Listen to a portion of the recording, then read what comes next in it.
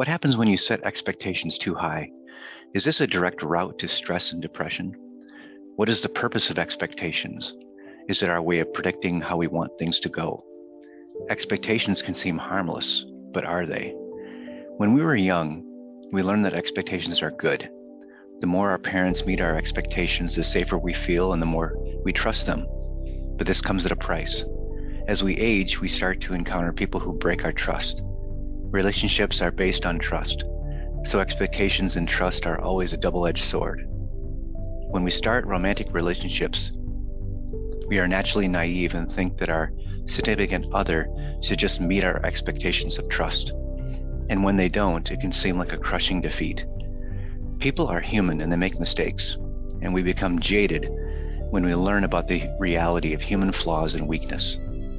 Indeed, expectations are not always harmless. Low expectations, for example, can mean you underachieve in life or let others manipulate you. What about high expectations? In a world focused on success and ambition, they can seem exemplary. But high expectations are often a form of trying to control both outcomes and other people, and can lead to considerable stress and mood swings. Here are some signs that your expectations are too high and may be ruining your life. Little things throw you off, like your coffee being made wrong or being a few minutes late. You often feel people let you down. You tend to obsess on details. Others have called you too critical or a perfectionist. You have thorough checklists for your future partner, career, house, etc. You live your life with constant burning feeling of dissatisfaction, frustration, or even emptiness. You suffer from guilt, a sign you expect too much of yourself. You often have feelings of resentment, a sign you expect too much from others. But surely expectations are a sign of confidence, right? It's expecting good things from a sign of self-worth, correct? The trouble is that most of us don't just expect good things. We expect exact outcomes. We don't expect a good relationship. We expect to meet someone who is 6'1", makes over $50,000 a year, lives within a 20-minute drive of our front door, went to one of 3 universities and likes to do yoga. Or we expect to meet someone who has a great figure, bubbly personality, is outgoing, has a good education, will be a good spouse or partner, and wants children. How do high expectations cause low moods? Life inevitably throws curveballs, so trying to force an unrealistic outcome from everything leads to being disappointed. And if you're living under the misguided notion that you actually control everything, that's delusional thinking. On the contrary, we actually control very few things in life. It's just something we must accept, or we can let it destroy us. Every curveball will leave you with feelings of shame and blame. This leads to a mood-killing downward spiral of self-criticism and judgment that can result in depression and anxiety. A study on aging by a sociologist at Chicago University found that happiness levels tended to rise rather than fall with old age. One of the main reasons cited: lower expectations and more acceptance of the things the way they are.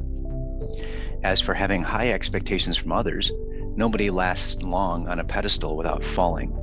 Worse, wanting certain things from others can blind you to what they actually can offer you. The end result can be troubled relationships, intimacy issues, and loneliness. High expectations also dictate our response to the little things in life and our capacity to be resilient. For example, if you have the too high expectations that things should always be easy and go your way in life, then something small like the train being late 2 minutes or one morning can mean you can show up at work in a funk that lasts all day. And the high expectation that friends should be endlessly loyal can mean one person not calling you on your birthday, and it can result in months of being upset, even if you later find out that they may have been sick with the flu. Psychological issues are connected to high expectations. High expectations often come connected to other issues, including perfectionism, obsessive compulsive behavior, low self-esteem, negative core beliefs, fear of intimacy, fear of failure, and fear of change. Unrealistic expectations can also give you a very distorted view of other people and what they have to offer. It's often a learned habit. You might have grown up, for example, with a parent who demanded the best from you, and others or who had tantrums that when things didn't go their way. It can be a worthwhile exercise to look at what your family still expects from you.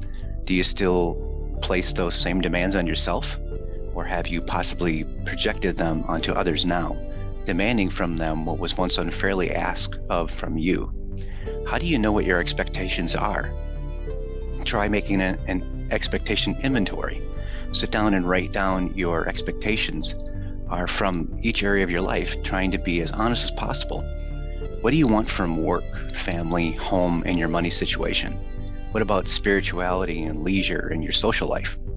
Take the inventory one step further by having a day dedicated to noticing your expectations.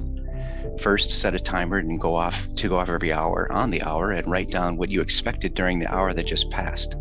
Then try to focus on every time you feel annoyed, frustrated, or let down. What's the expectation behind what you're feeling?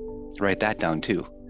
Once you have compiled your list of expectations, it can really be helpful to sit down and ask yourself some good questions. These are things you can include like, is this what I really want? Or is it what my family or friends or society want from me? How does this expectation serve me? How does this expectation hold me back? What would it take to let go of this expectation? What would I lose if I let go? And what would I gain if I let go of this expectation? Once you figure out that unrealistic expectations only serve to distract you and prevent you from discovering your true self, then you can take steps to realign your expectations with realistic outcomes. It's okay to plan for the future and prepare for life stress as well as you can, but you'll always need to be flexible and account for the natural ebb and flow of life.